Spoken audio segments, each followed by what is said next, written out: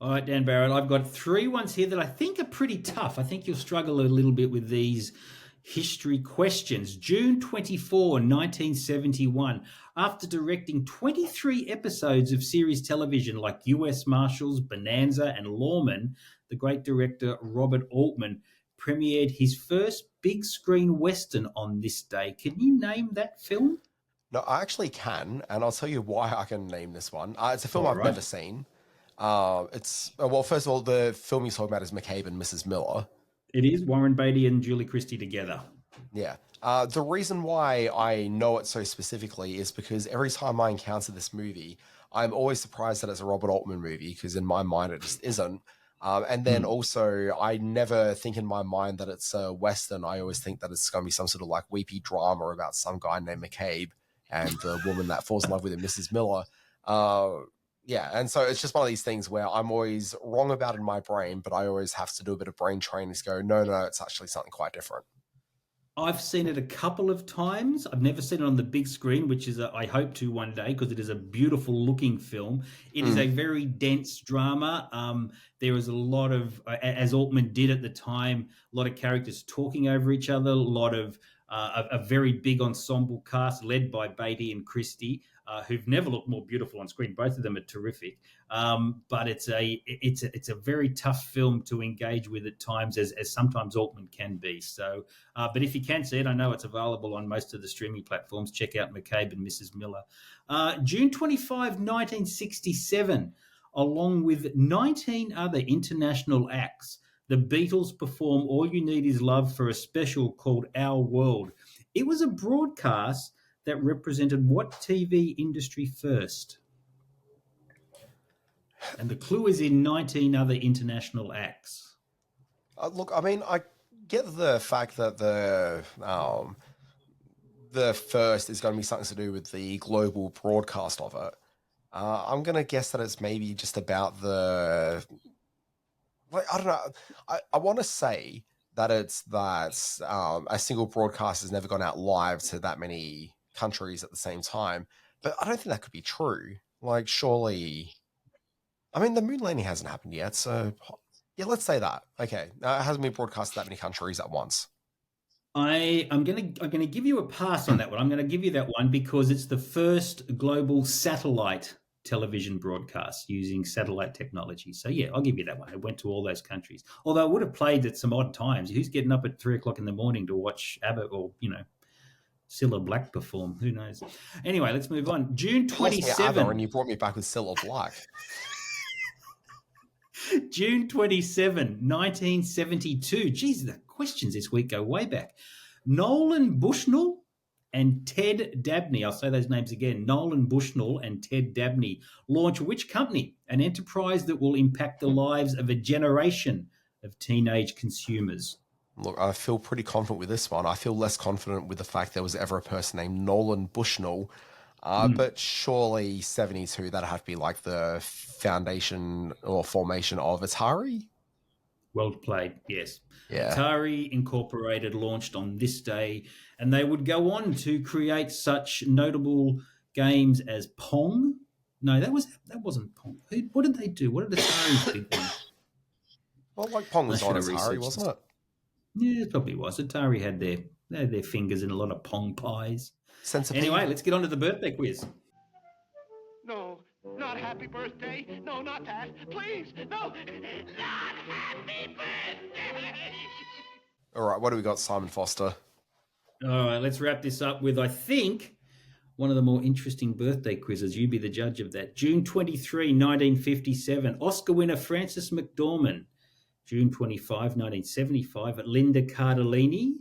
June 27, 1975, one Tobey Maguire. And June 28, 1966, the very handsome John Cusack. What could these four all have in common? Our birthday buddies this week. What could they have in common? What sort of a clue? They've all starred in a movie that's also featured one of these characters. Oh, that's a good clue. They've all starred in a movie that's also featured one of these characters. Okay, well, I can't adhere to that at all. So the two tracks I was down was Yeah. appearing in a movie with Robert Downey Jr. So Frances Yeah. McDormand and Tobey Maguire together appeared in Wonder Boys opposite Robert Downey Jr. And Linda Good answer, Cardellini yep. appeared opposite him in the second Avengers movie. One of the Avengers film, yep. But it falls apart with John Cusack because I don't think he's ever appeared in a movie with Robert Downey Jr. And I suspect that early in their career, they were probably both up for those same parts just repeatedly. So Yep, that's not that's what a it good is. answer. No, it's The not. second thing I was thinking was that they've all been in Best Picture winners. And that's certainly the case for Frances, Linda, and Tobey. But I don't think John Cusack's ever been in a film that's won the Academy Award. So I'm going to say they've all been in films that have been nominated for Academy Awards for Best Picture. You're certainly putting a lot of effort, which I appreciate, because it's not easy putting these quizzes together. This one was pretty easy. This one came to me straight off the bat. They've all starred in movies with dogs or about dogs. They're dog movie people. Let me run through it for you. Okay, hang on one sec. So what have we got here? So we've got John Cusack, who's in Must Love Dogs. Beautiful. Frances McDormand. When was she in a dog film? Well, both Frances and Tobey have a very unique relationship with their dog. Oh, wait. Characters. I mean, in Wonder Boys, because Tobey Maguire shot the dog. He did? Oh, God. Keep it light. Yeah. Wow. Well, he did. Yeah, so they killed the dog, and that's in the boot a fair bit. Linda Cardellini appeared in the Scooby-Doo movies, so beautiful. There's that's her dog. One. Yeah. Yep. Is that not all four? No. Well, no, you got What's that that all with right. John Cusack, star of Must Love Dogs? Must Love Dogs. Frances McDormand was one of the key character voices in Wes Anderson's Isle of Dogs. Yeah, but also was in Wonder Boys with Tobey Maguire with the dead dog. I'm not talking about dead dogs. I'm not going to do a thing on dead dogs. Tobey Maguire was the voice of Lou.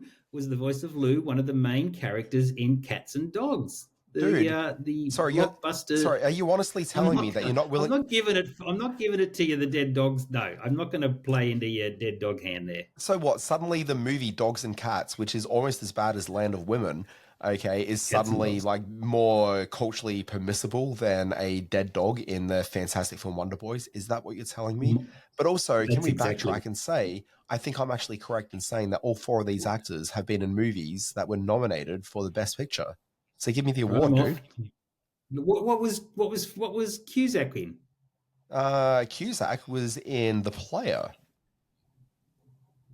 which was nominated for an award but did not win. Yeah, no, I'm not giving that. It's a dog thing. Come on. Anyway, you put up a good fight. Though. Look, hang on. I'm correct. You put up a good fight. I'm taking this to the commissioner. You take this to the birthday quiz commissioner and see what he says.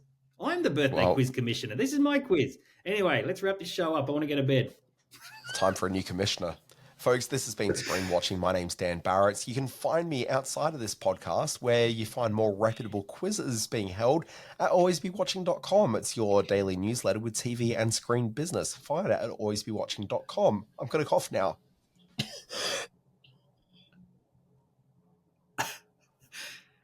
You can find my writings at screen-space.net, where I do a whole lot of review stuff. And of course, you're fans of Screen Watching. You've made it to this far in the podcast.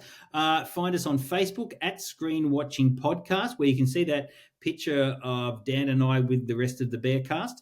On Threads and YouTube at Screen Watching. I really have to update our Threads page. And email us at screenwatchingpodcast@gmail.com. Okay, well, I'm heading back to the sick bed. Folks, this has been Screen Watching. We'll be back next week with more Screen Watching and hopefully have a new quiz commissioner put in place. Folks, we will see you then.